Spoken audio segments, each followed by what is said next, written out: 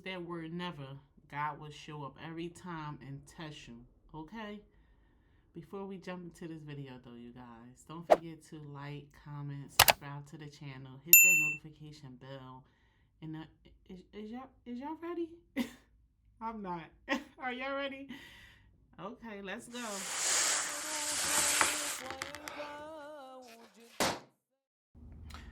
Okay guys, so this setup I did back in September of last year. So it's been this long, and I really was going back and forth about posting it. If I posted, I knew I just had to talk about what really happened, because it wouldn't be honest of me to post it as if, everything went smoothly. And you guys know I show the good, the bad, everything on this channel. And I really definitely at the end I want to talk about like the policy updates that I end up doing. But anyway, the event planner for this reached out probably about 2 weeks before the event started. So 2 weeks before the event date, probably a little less than 2 weeks, maybe like, a few days into 2 weeks before the event date. She submitted a quote on my website. I reached out, we talked about a few things. Maybe she booked in like a couple days, like a few days later she ended up booking after we discussed design and things like that. Week of the event, or a few days of the event, first of all, full payment. I received the deposit, which she said, she was having trouble. I used my PayPal invoicing system. She said she was having trouble using PayPal for some reason, offered like Cash App, but I was not taking Cash App. This was an event planner out of Florida, so I wasn't taking Cash App. I don't use Cash App with my business. I don't use Venmo, Zelle with my business. I only accept PayPal. If you're a repeat customer, maybe I make an exception if like you having problems or something like that. But I don't have any of those with my business. I only have like personal accounts with some of them. So I went in, she figured it out for, and she ended up using the PayPal, putting down her deposit. So the due date came and passed. No full payment was received, and the due date at the time in my business was 3 days prior. I know, don't kill me. 3 days prior. So I never received the full payment. I think she called about 2 days before. I knew she was traveling up here. I guess Florida was having some weather problems, and she was like, oh, she was going to pay the invoice. Never received it that Friday. Event was on a Sunday, and then next day I didn't talk to her till that evening, and we made a design change due to some venue hiccups or something like that. So we ended up doing a design change. I sent over an updated invoice, and then I texted her, let her know like invoice is ready to submit the payment. Nothing. Sunday come, and I sent the text out like, final payment still pending, and I believe she responded and said she was gonna get it done or something like that, and nothing. So at this point, my daughter father like what you gonna do? Like, you gonna go? Like, and me, this is a vendor, this is an event planner, so I'm not really thinking like anything's gonna happen. I'm like, I think I'm okay, but I should have listened to my gut, because I'm like, no, I don't know. But I'm like, I think I'm gonna be fine. It's an event planner, it's another vendor, If it was a client, like a regular client, no. But someone that's in the industry, I don't know, I was being a little bit more gullible, I guess. I guess. So I still went, when she came, she was like, she can get cash out or something. I approached her several times in the venue with me. As you see, I had my niece and nephew with me. So in any day, anyway, I'm gonna choose peace. But I approached her several times, and she like, oh, she was having a hard time with the link. I sent the link several different times. She said she had the bank account, but I didn't have that particular bank account. Later on, like a few days later, a few days later, I ended up giving my sister, because she had the same bank account. I'm like, this is to her at this point. So yeah, during the setup, after the setup, still haven't received it. And the next day, I reached out to her, and I don't think she responded that day, or maybe she did, and she was like her cash app was reached the maximum or something like that, or the limit, even though this was the next day now. So I haven't received anything, and the I think a day went by or something like that, and I don't know. That Friday, I know I reached out, and I'm, just like, hey, did you get a chance to send this? And she's like, oh, I sent it Wednesday, and she sent me like Cash App screenshots, and Cash App screenshots. I'm like, I never received it. I'm not sure what's going on. I reached out to Cash App. Cash App like, yeah, we can't tell you much. We see the transactions, but they were declined. So at this point, I'm like, well, the payments were declined. So, I'm getting a run around. I think I sent like a disappointing text a few days prior, probably that Tuesday, like that Monday after, because this was Labor Day week, you guys. And there was no apology. This was just like, oh, well, I was having trouble with PayPal, basically as if it was my fault. I used PayPal for the last couple years. I have corporate clients who has no problem with PayPal. You can go in there.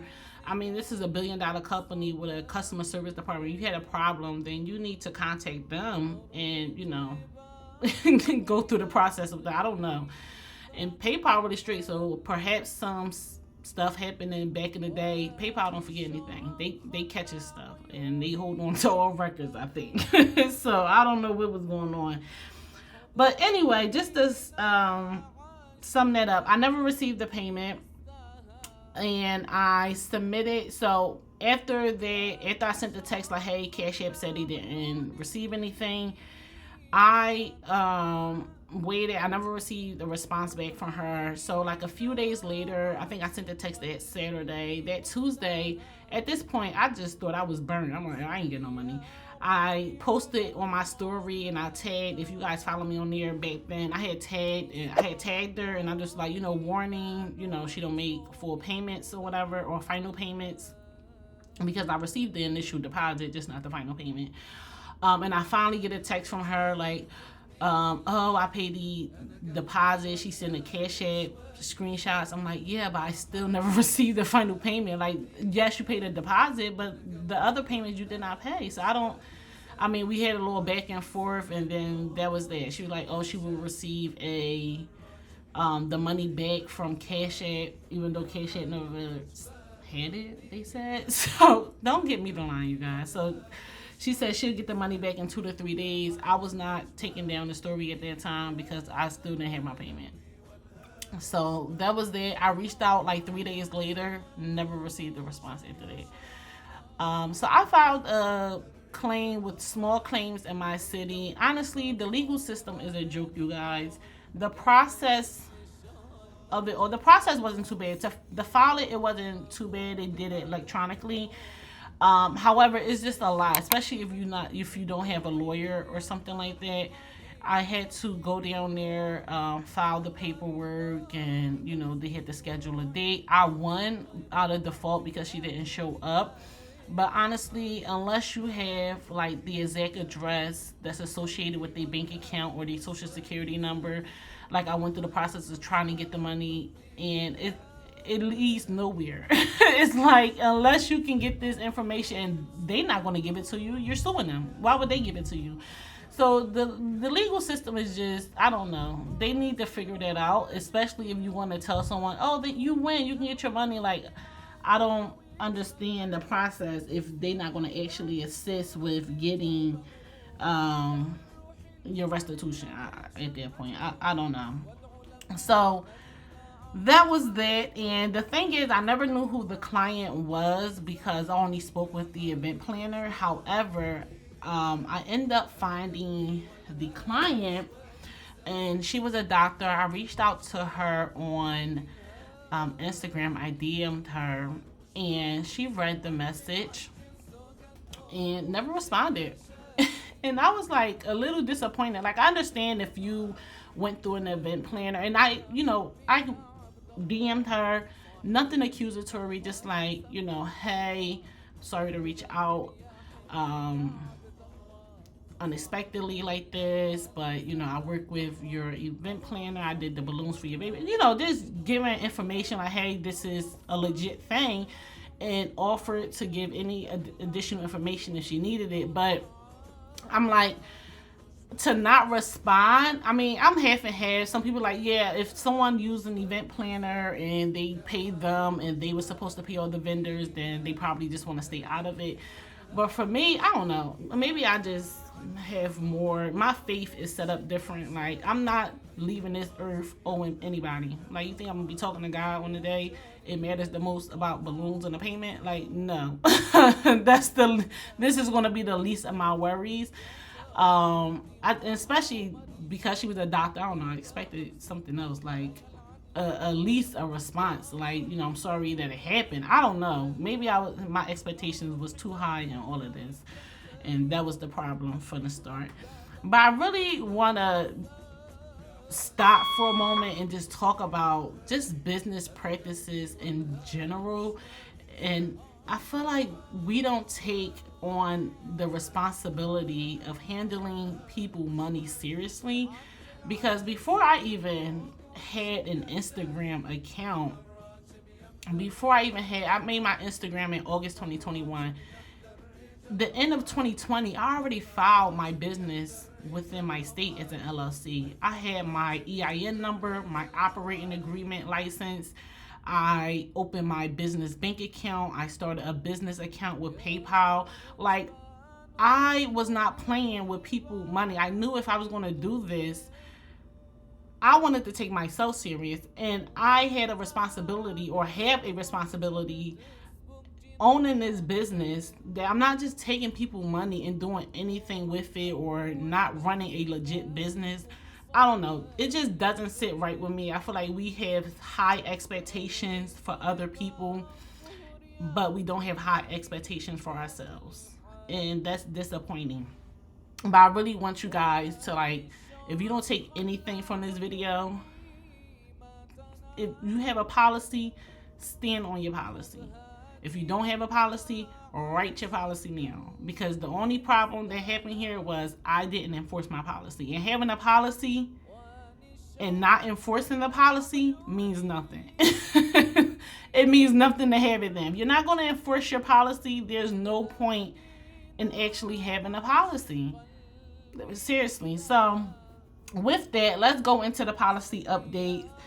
I only made a few changes, and God willing, I stick to this. So 4 weeks or less, full payment is due. If you book 6 weeks or less, 50% deposit is due. I still try to be fair in my business as much as I can. That's what my religion teaches. So I really try to be fair in what I do.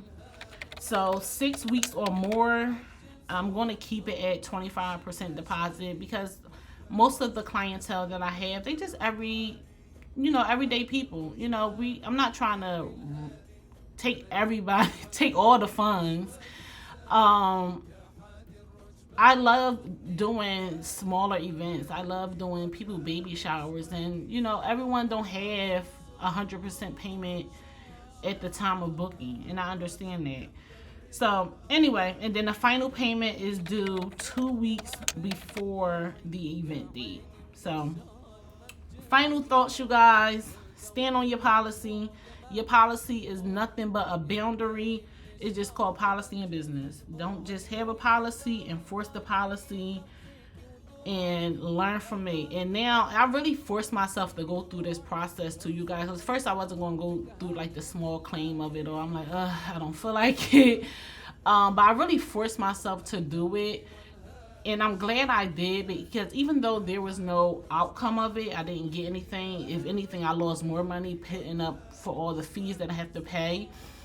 But now, the moment something is about to happen like this, I can really just go back and think about what I went through, and just thinking about it alone will make me enforce my policy, because it was torture. Like, the whole process is torture.